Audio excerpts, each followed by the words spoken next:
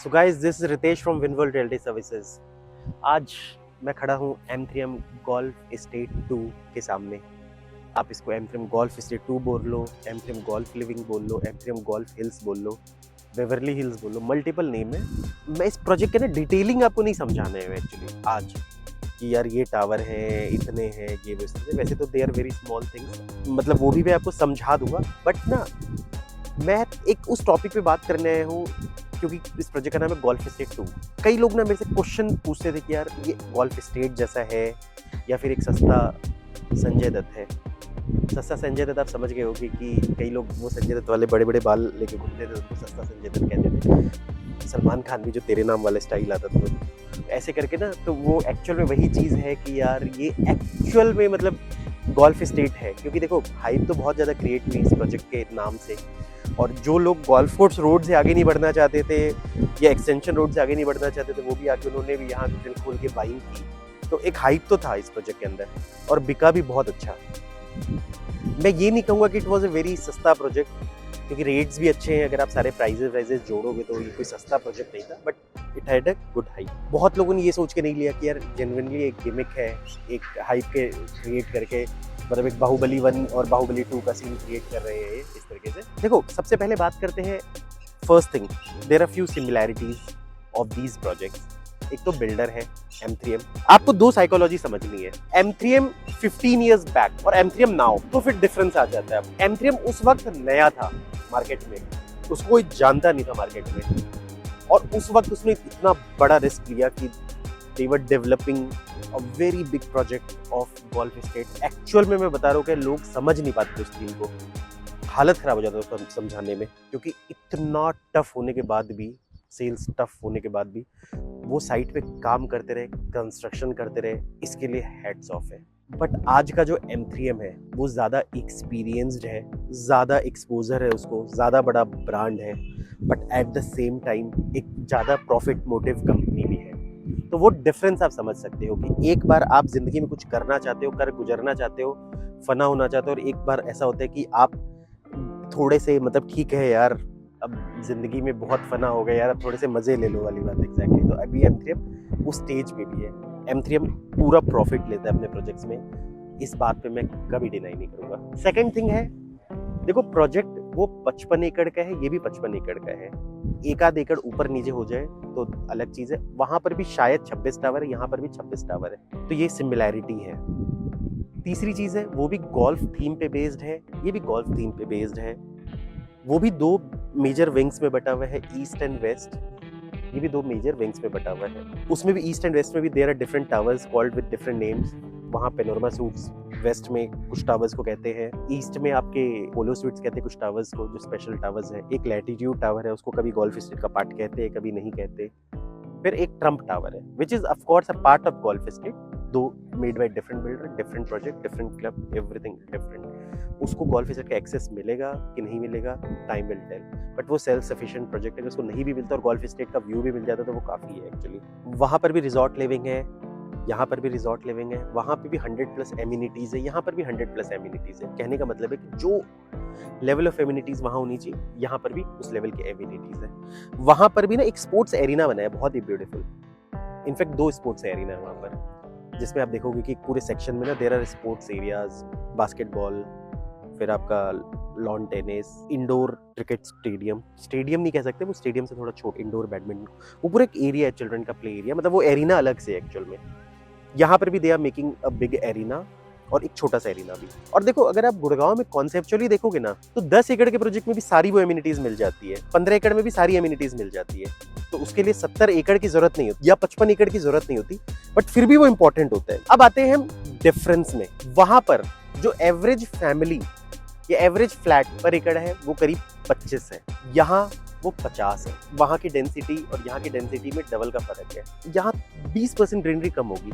इसका रीजन ये है कि मतलब वहाँ पर एक फ्लोर पे 2 फ्लैट्स है, यहाँ एक फ्लोर पे 4 फ्लैट्स है, तो इससे थोड़ा सा जो टावर ग्राउंड कवरेज होता है वो थोड़ा बढ़ जाता है। दूसरी चीज़ है कि उस प्रोजेक्ट में कमर्शियल नहीं था, इस प्रोजेक्ट में फ्रंट पे दे आर मेकिंग 3 टावर्स बना रहे हैं। जो आपने अगर 65th एवेन्यू इनका प्रोजेक्ट देखा होगा तो यू विल रियलाइज कि इनके 3 टावर्स होते हैं, उसके ऊपर मतलब like they are making a commercial, तो थोड़ा सा और ज्यादा ग्राउंड कवरेज बढ़ जाता है, मतलब इससे डेंसिटी थोड़ी सी बढ़ जाती है। तो मेरा कहना है कि जो ओपन स्पेस वहाँ मिला उससे 15 से 20% ओपन स्पेस यहाँ कम मिलेगा। वहाँ पर ग्राउंड हाइट 6 फ्लोर की भी बिल्डिंग थी, 40 फ्लोर की भी बिल्डिंग है, 12, 13, 15 फ्लोर की एवरेजिंग बहुत सारे आप देखोगे डिस्क्रिपेंसीज है।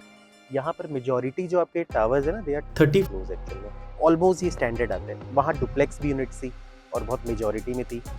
यहाँ पर डुप्लेक्स इन्होंने नहीं बनाया है एक्सेप्ट पेंट हाउसेज में कुछ डुप्लेक्स यूनिट्स हैं, तो वहाँ पर भी ट्रिप्लेक्स यूनिट्स थी पेंट हाउसेज में, तो वो बेसिक डिफरेंस है। अब आप ये भी पूछोगे यार, जब आपका एक मॉडल ऑलरेडी सक्सेसफुल हो गया, आपके पास ऑलमोस्ट सिमिलर लैंड है, तो यार सेम ही मॉडल कॉपी कर लेते, बड़े फ्लैट ही बना लेते। भाई M3M का ना तेल निकल गया था इस प्रोजेक्ट को बेचने में गोल्फ एस्टेट। आपने तो सिर्फ उसका सुनहरा पल देखा है, मैंने उसका टफ पल भी देखा है। मैं जब जिस टाइम M3M का ये M3M गोल्फ एस्टेट बना लॉन्च कर रहे थे ना, उसी वक्त मैं गुड़गांव में आया था। देखो हम तो उसके ऑफिस इसलिए चले जाते थे क्योंकि वहाँ AC में बैठने को मौका मिलता था, सैंडविचेस मिलते थे, कॉफ़ी मिलता था। उस टाइम बिल्डर इतना फैसिलिटी नहीं देते थे। जो हॉस्पिटैलिटी है ना, इसके लिए मैं M3M को क्रेडिट देना चाहता हूँ। Hospitality in real estate was introduced by M3M। तो बाकी बिल्डर वाले तो ढंग से बिठाते भी नहीं थे, चाय कॉफ़ी भी नहीं पिलाते, चाहे कोई भी बिल्डर हो। M3M वाले बड़े अच्छे से हॉस्पिटैलिटी करते थे। इस चक्कर में हम चले जाते थे, AC की हवा खाने उस टाइम बाइक में घूमते थे, तो अच्छा लगता था यार कहीं इज्जत से बिठा रहे हैं। बाकी फ्लैट बेचना बस की बात नहीं थी। जो M3M कॉन्सेप्ट समझा के मैं थक गया था, वो इतने सारे प्रेजेंटेशंस दिखाता था यार ये गोल्फ बनेगा। एक्चुअली विजुअलाइजेशन करने के लिए हमारे पास कुछ भी नहीं था। Same with the clients also ना, M3M इतना बड़ा ब्रांड था कि लोग ले लें, तो सिर्फ हम टाइम पास करते थे, वहाँ बेच नहीं पाते थे। और ये डिफिकल्टी M3M को फेस करना पड़ा। M3M का जो मेजॉरिटी ऑफ द माल बिका है ना M3M का, वो बिका है आफ्टर 2019-20 के बाद। M3M उस प्रोजेक्ट पे काम करता रहा, ये M3M की अच्छी बात थी, इसीलिए वो सक्सेसफुली डिलीवर हो गया प्रोजेक्ट। इट टुक टाइम क्योंकि वो बहुत फेजेस में बिका। उससे एक M3M को फायदा हुआ, M3M गॉट वन फ्लैगशिप। आज M3M प्रॉफिट के हिसाब से मुझे लगता नहीं है कि M3M में से बहुत ज्यादा प्रॉफिट कमाया होगा। प्रीमियम एक्चुअल में ना तभी आया उस प्रोजेक्ट पे जब M3M ऑलरेडी अपना मेजॉरिटी ऑफ द स्टेक बेच चुका था या प्रोजेक्ट बेच चुका था। अदरवाइज आज से 3 साल 3 साल पहले भी ना 10-10.5 हजार रुपए में बिकता था। तो 10-10.5 हजार रुपए में मुझे लगता नहीं कि गोल्फ एस्टेट में M3M ने बहुत ज्यादा प्रॉफिट कमाया होगा। आज वहां पर 15,000 से 18,000 20,000 रुपए तक के रेट्स हैं, बट वो उस टाइम नहीं थे। जो तो M3M जब तक इसके रेट्स है ना, तब तक M3M ने मेजॉरिटी ऑफ द माल बेच चुका था। तो प्रॉफिट वाइज मुझे नहीं लगता कि M3M के लिए वो बहुत अट्रैक्टिव वेंचर रहा होगा। बट हाँ, आज M3M अगर कल को फ्यूचर में इंडिया का नंबर 1 डेवलपर बन जाए, या NCR का नंबर 1, या फिर नॉर्थ इंडिया का नंबर 1, जो भी M3M क्लेम करते बन जाए, या आज M3M इतना बड़ा ब्रांड है, तो उसके पीछे एक फ्लैगशिप प्रोजेक्ट है which is M3M golf estate. फायदा इनडायरेक्टली हुआ, वो एक उसको ब्रांड बनाने में उसको हेल्प किया, मॉनेटरली फायदा नहीं हुआ। तो अब M3M को सेम इतने डिफिकल्ट उसको लेने की जरूरत नहीं है। Now they are more seasoned, they are more profit motive. इसमें हम ज्यादातर वो साइजेस लेके आते हैं जो मार्केटेबल है actually, whether 2.5 BHK, 3.5 BHK, 4.5 BHK। तो this time they don't want to take risk. Sizes भी इन्होंने 1450, 2000, 2200, 2300, 2600 ये साइजेस रखे, which are like very standard sizes. इन्होंने कोई इस बार ज्यादा बड़े साइजेस नहीं रखे, और यही वन ऑफ द रीजन है कि गोल्फ एस्टेट एक्चुअल में 70 एकड़ का प्रोजेक्ट था। ये बहुत कम लोगों को पता होगा, ये मुझे पता है क्योंकि मैं उस टाइम में ना थोड़ा ऑब्जर्व करता था चीजों को। अब कभी पुराने अगर गूगल में पढ़ा होगा तो पढ़ा होगा, नहीं तो नहीं पढ़ा होगा। जो आपने कभी अगर 65th एवेन्यू अगर देखा होगा ना,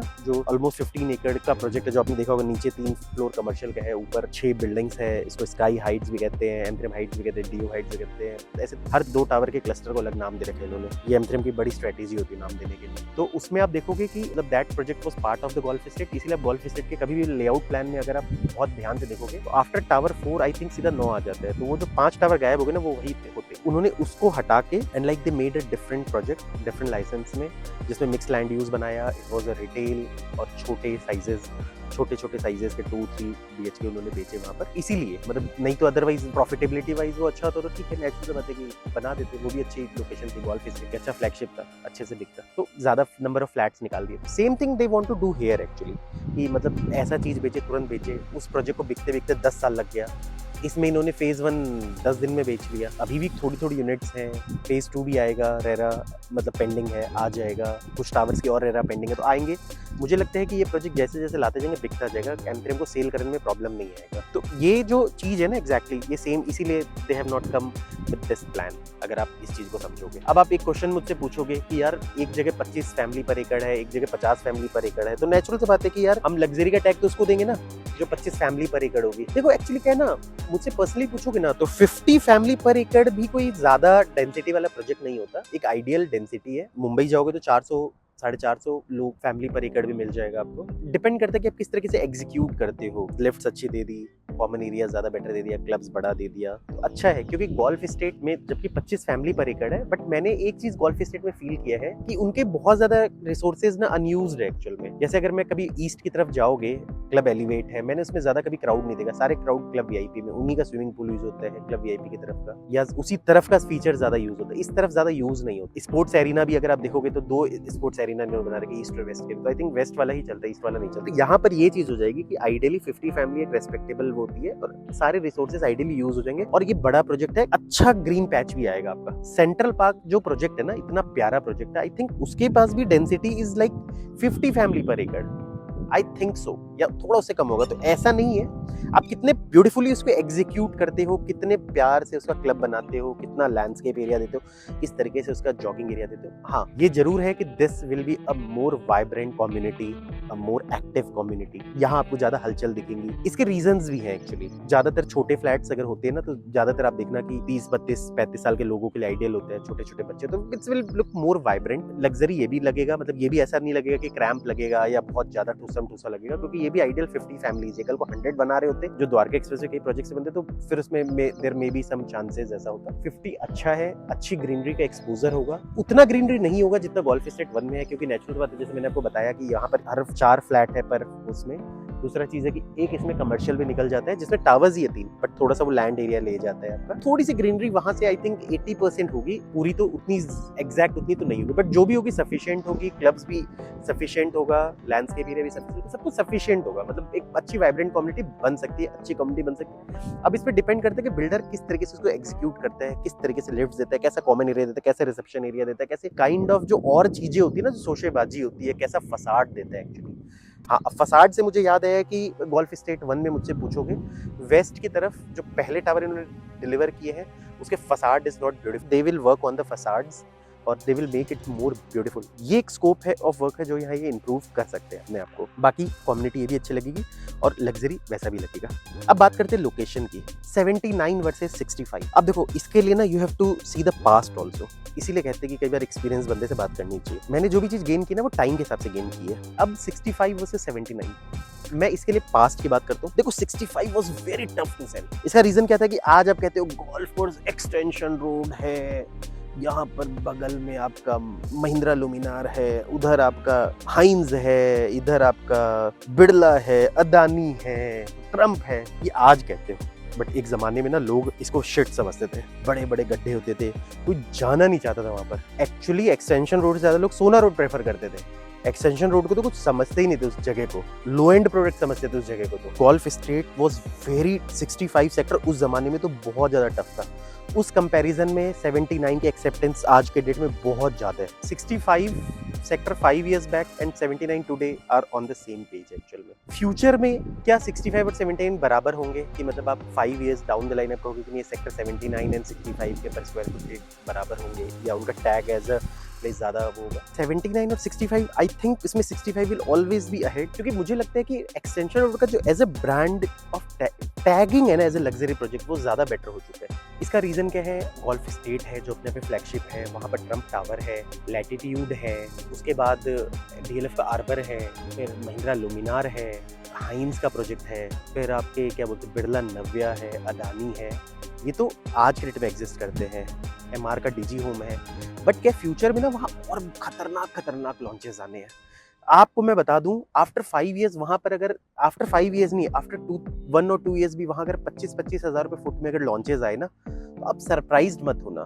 गुड़गांव में ऐसे लॉन्चेस आ सकते हैं। आज जब सेंट्रल पार्क सोना में 17,000 रुपए फुट का प्रोजेक्ट बेच सकता है या प्रपोज कर सकता है बेचने के लिए, तो anything can be accepted. Extension road पे आज के डेट अगर ओबरॉय जैसे कल को फ्यूचर में ब्रांड्स आते हैं, जैसे there was a news in the market कि ओबरॉय विल टेक दिस जो ग्रैंड हयात वाला जो एरिया है पूरा, जो इनकी स्टूडियो अपार्टमेंट्स है, वो पूरा पीछे जो लैंड डिमोलिश करके वापस रीडेवलप करेंगे। अगर कल को वो लाते तो क्या एक्सपेक्ट करते हो कि ओबरॉय आपको 15,000 में देगा, 18,000 में देगा? वो वहाँ का जो सबसे महंगा प्रोजेक्ट होगा उससे भी डबल प्राइस में देगा वो आपको, अगर आप ओबरॉय की हिस्ट्री के बारे में समझोगे तो वो जो टैग है ना एक्सटेंशन रोड के पास, आई थिंक वो टैग यहाँ अभी सिचुएशन से तो नहीं लगता। अगर गोल्फ स्टेट इसको कल को M3M इसको बड़े टावर्स वाले लाता या बड़े फ्लैट्स वैसा कुछ लेके आता तो शायद ये टैग यहाँ चेंज कर सकता था। जो रिस्क M3M ने यहाँ लिया वो नहीं लेता। पर ऐसा नहीं है कि इसके पास वो बहुत सारे एडवांटेजेस नहीं है।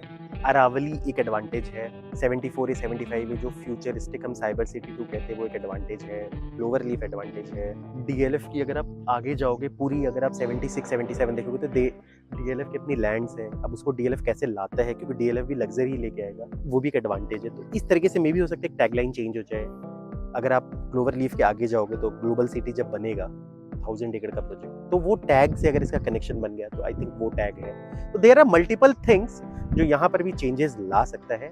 बट अभी के सीन से मुझे लगता नहीं है कि मतलब जो 65, क्योंकि 65 में भी रीडेवलपमेंट का प्लान पेंडिंग है, SPR रीडेवलपमेंट का, मतलब लैंड इज अंडर कंट्रोल, तो वो ज़्यादा प्रॉब्लम नहीं है कि कभी भी दे विल स्टार्ट। जैसे सपोज मान लो one of the part was underpass, जो सोना रोड वाला अंडरपास, उसका काम शुरू कर दिया इन्होंने। वैसे there will be 8 to 9 flyover जो बनने हैं, 16 लेन पूरा बनेगा, साइकिलिंग ट्रैक्स बनेंगे, ग्रीन एरियाज बनेंगे। तो वो जो प्लान अगर जब कंप्लीट होगा तो it will look beautiful, it will look more beautiful then golf course road. वहाँ पर ऑफिस स्पेसेस से ज़्यादा अच्छी एक्सेप्टेंस है, लीजेस ज़्यादा अच्छी है, तो कुछ चीज़ें वहाँ पर बेनिफिट्स हैं, यहाँ भी अपने बेनिफिट्स हैं, लेट्स सी। बट पर्सनली मुझसे आज के रेट में पूछोगे तो 65 से ये जगह थोड़ी कम ही मिलेगी आपको। अब बात करते हैं गोल्फ का। यार ये गोल्फ का क्या चोचला है ना, मैंने आज से गोल्फ स्टेट में किसी को गोल्फ खेलते देखे हैं। 50 बार गए हूँ, 100 बार गए हूँ, कोई शौक से कोई उठा के डंडा बैठा है तो बात अलग है ना। यहाँ कोई खेलेगा, ये प्रोफेशनल खेल ही नहीं सकते यहाँ पर। वो DLF का जो गोल्फ कोर्स है वहीं खेल सकते, यहाँ नहीं खेल सकते लोग। और ऑलरेडी वैसे आपको बता दूं सेक्टर 79 के आसपास 5 गोल्फ कोर्सेज है, मे बी वहाँ खेल सकते, यहाँ आप नहीं खेल सकते। ये एक ऐसी चीज़ है जो दिखाने में बहुत ही ब्यूटीफुल, बट इसका एक्चुअल यूसेज कुछ भी नहीं है, कुछ भी नहीं है। मतलब मैं कह रहा हूँ कुछ भी नहीं है,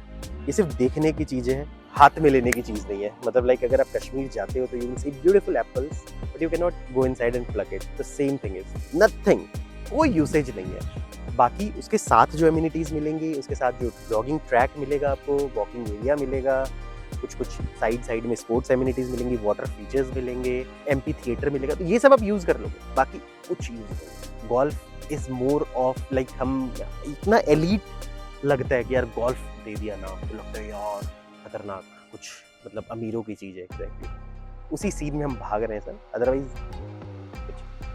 हाँ, अब मैंने आपको एक शब्द बोला था कि M3M पहले से ज़्यादा प्रॉफिट मोटिव है। देखो है, बिजनेसमैन है तो पैसे कमाने बैठे हैं, टेन्योर होता है आपका, sometimes you spend, sometimes you take rewards. इसीलिए वन ऑफ द रीज़न ये है कि M3M आज के डेट में कोई प्रोजेक्ट सस्ते नहीं बेचता, which is a good advantage also. M3M कहीं पे भी आप देखोगे M3M कभी अंडर सेलिंग नहीं करता कि वहाँ पर 15,000 का रेट है, M3M 12,000 का रेट है। उल्टे अगर आप देखोगे तो M3M is selling 30 to 40% above the market rate. ये बुरा नहीं है। देखो आज के डेट में M3M के पास सफिशिएंट प्रॉफिट है इस प्रोजेक्ट को बनाने के लिए, प्रॉफिट मोटिव है, कंपनी कमा रही है, प्रोजेक्ट भी अच्छा बेच रही है। क्योंकि मैं इस पूरी लैंड की हिस्ट्री जानता हूँ एक्चुअल में।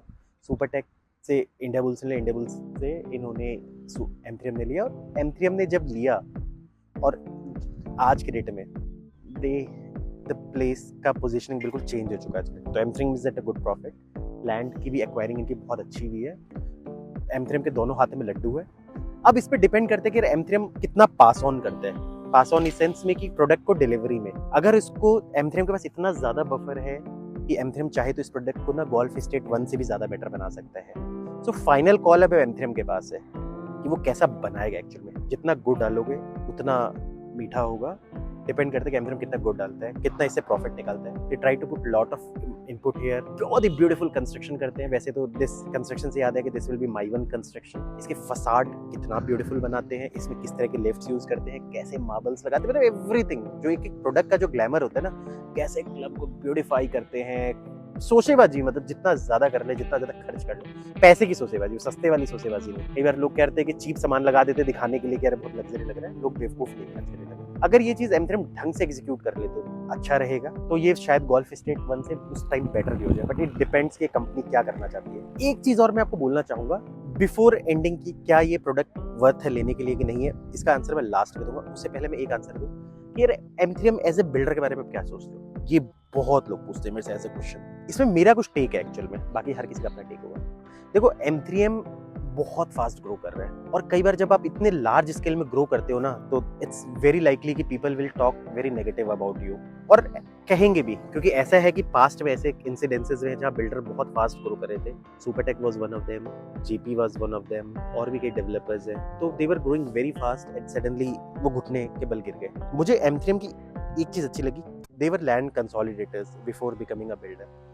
इनके लैंड की जो पोजीशनिंग है ना, जो खरीदी इन्होंने, दे आर वेरी स्ट्रेटेजिक। चाहे स्मार्ट सिटी जो इनका 200-300 एकड़ का प्रोजेक्ट तो द्वारका एक्सप्रेसवे पे है, चाहे इनका ये 79, ये भी बड़ा लैंड है, ये भी आई थिंक 200-300 एकड़ पूरा है आपका। पानीपत में इन्होंने लैंड कर दी है, और भी बहुत सारी लैंड है। Strategically they are very good. तो ये समझदारी है एम3एम की, तो मुझे लगता नहीं कि एम3एम कहीं भी स्ट्रक होने वाला है। मे भी हो सकता है कि मार्केट 19-20 होने से उनकी पोजीशनिंग ऊपर नीचे हो सकती है। अगर मार्केट अच्छा चलता रहा तो वो 3-4-5 फोल्ड्स भी हो सकते हैं, जैसे जो इनका द्वारका एक्सप्रेसवे वाला लैंड है, सहारा से इन्होंने लेके बहुत सस्ते में।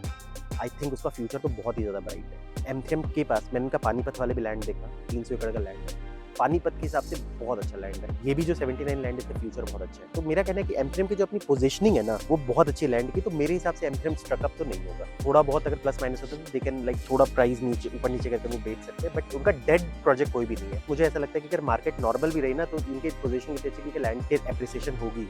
इस मामले में मुझे लगता है कि M3M is a very safe builder to invest, क्योंकि दे आर वेरी स्मार्ट। अब तीसरी चीज ये कि should you invest in this और नॉट। देखो एज ए एंड यूजर आप बिल्कुल लो, perfect place to live. As investment देखो, मैंने कैलकुलेशन किया है कि ऑलमोस्ट 12,000 रुपये तक का पड़ता है आपको, ईएमआई शेएमआई जोड़ के, बट लास्ट के कुछ ईएमआई कुछ बिल्डर दे रहा है, कुछ उतर को 13,000 रुपये का पड़ेगा आपको, जो बाद के 1 साल के ईएमआई आपको उसी और उस पीरियड का एग्जैक्ट मोटा मोटा। और गोल्फ स्टेट 15,000 रुपये से स्टार्ट हो जाता है, though it is goes up to like 20,000 also, but starting price is 15,000 rupees, जो वहाँ पर और अपार्टमेंट्स है, वेस्ट में मुझे अपार्टमेंट्स मिल जाते हैं। तो price wise I am not sure कि ये कितना जाएगा एक्चुअल में। अब इस पर डिपेंड करता है कि अब गुड़गांव मार्केट को भी देखना पड़ेगा। देखो market is doing very good, excellent, but 25,000 होगा, 30,000 होगा या नहीं होगा मुझे नहीं पता। मे भी हो सकता है ना भी हो, मे भी हो सकता है 15-16,000 रुपीज ही रहे पोजीशन पे। But as end user you should buy it. As investor मैं अभी फिलहाल नहीं कह सकता। I need some more time to study, more times to like see कि और क्या डेवलपमेंट्स कैसे कैसे, जैसे ग्लोबल सिटी में कब काम शुरू हो रहा है, और इंफ्रास्ट्रक्चर पे कब काम शुरू हो रहे हैं, तो ये चीज़ों को कब अमेरिकन एक्सप्रेस शिफ्ट करती है, तो फिर हम बताएंगे। ऑलरेडी बहुत लीज हो गई गुड़गांव में, बहुत सारी कंपनीज आ गई, उसका रिजल्ट्स भी मिल गए हैं, तो और जैसे जैसे न्यूज़ आती जाएगी तब मैं उसके बारे में और ज़्यादा क्लैरिटी आपको दूंगा। सो गाइज वीडियो काफ़ी लंबा हो गया है, बोलने के लिए मेरे पास बहुत कुछ है, बोलता रह जाऊँगा, थक जाऊँगा। तो मेरा कहना है कि this is here I and my video. I hope I could have answered many of your questions। कुछ चीजें हैं और क्या पता नहीं भी कर पाया। मेरा कहना है यार प्लीज आप ना हमें कॉल जरूर किया करो अगर रियल एस्टेट का आपको इंसाइट लेना है। देखो मेरे थ्रू करके ना आपको ये चीज बेनिफिट होगा, सर्विसेज आपको अच्छी मिलेंगी, मैं आपको ऐसे ही बिल्डर के इन्वेस्टर हूँ जहाँ पे पैसे बिल्कुल सेफ हो। हमने बहुत ठोकर खाया है और एक दिन में ऐसा नहीं बना। अगर आप मेरी बातों से सुनते होगे ना, तो इतना इंसाइट आपको कोई नहीं दे सकता यार। ये सारे धक्के खा के बने हैं चीजें, ये पेन पेपर में लिखे थे, किताब नहीं लिखी इसके बारे में। तो आप हमें कॉल करोगे ना तो आपको ज्यादा इन्फॉर्मेशन मिलेगी। We will give you more information, अच्छे से विजिट्स कराएंगे सारी जगह, और सर्विसेज भी अच्छी देंगे, अच्छे प्रोडक्ट्स रिकमेंड करेंगे। बहुत सारे प्रोजेक्ट्स हैं। अभी नए लॉन्चेस में आपको वैसे बता देते हो कि देखो नए लॉन्चेस में इसमें बुकिंग चली रही है आपकी, फिर आपके मैप्सको में आइकॉनिक टावर आप ले सकते हो, इट्स अ गुड प्रोडक्ट। फिर आप बेस्टेक अल्ट्यूरा में भी कुछ यूनिट्स हैं अवेलेबल। फिर आप गोदरेज का ही मतलब 3 टावर्स आने वाला है, उसमें भी आप उसके लिए भी इंक्वायरी कर सकते हो। एमआर लेके आने वाला गोल्फ कोर्स एक्सटेंशन रोड पे 16,000 रुपीज पर स्क्वायर फीट पे 3.5 एंड 4.5 BHK, 2400 और 2800 स्क्वायर फीट के आसपास का। सेंट्रल पार्क का सिंगापुर थीम में 48 में प्रोजेक्ट आने वाला है, वेरी लग्जरी। तो मेरा कहना है हर तरह के प्रोजेक्ट्स हैं, बहुत सारे हैं, बाकी तो लिस्ट है पूरा का पूरा, आपको बता दूंगा। So this is here I end my video. Thanks for listening. God bless you all.